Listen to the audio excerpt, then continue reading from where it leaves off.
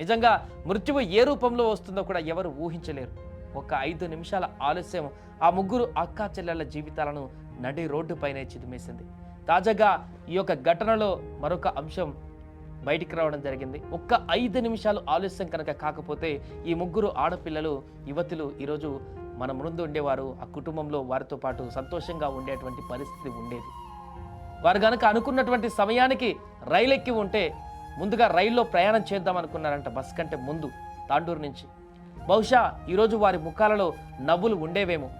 కాలేజీకి వెళ్ళి రోజులాగానే ఆ కాలేజీలో క్లాసులు వింటుంటూ స్నేహితులతో కాలక్షేపం చేస్తూ సాయంత్రం వేళ తల్లిదండ్రులతో ఫోన్లో మాట్లాడుతూ కబుర్లు చెప్పుకునేవారు. మృత్యువు ఎప్పుడు ఎటు నుంచి వస్తుందో ఎవరు ఊహించలేరు. ఇప్పుడు ఈ ముగ్గురు అక్కా చెల్లెల జీవితాలను కూడా చిదిమేసింది ఇదే మృత్యు.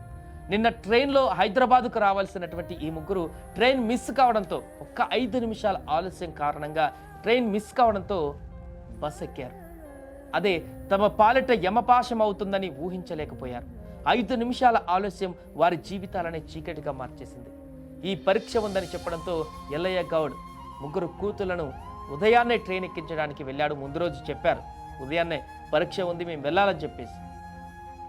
అయితే ఆ రోజు సండే కాబట్టి తల్లి వెళ్లకుండా ఉండనిచ్చింది. ఇంకొక పూట తమతో పాటు ఉంటే చూసినట్టుంటుంది, మళ్ళీ మళ్ళీ రారు కదా అని చెప్పేసి సండే సాయంత్రం కాకుండా మండే ఉదయం వెళ్తులేంటి, ట్రైన్ ఉంది కదా అందుతారా లోపు కాలేజీకి అని చెప్పేసి. కానీ అప్పటికే ట్రైన్కు వెళ్దామని చెప్పేసి బయలుదేరిన వారు కొంత ఆలస్యం కావడంతో ట్రైన్ మిస్ అయిపోయింది. దీంతో చేసేదేం లేక వెంటనే అక్కడి నుంచి రైల్వే స్టేషన్ నుంచి ఎల్లయ్య తన ముగ్గురు కూతులను తాండూరు నుంచి హైదరాబాద్ వెళ్తున్నటువంటి బస్ ఎక్కించాడు.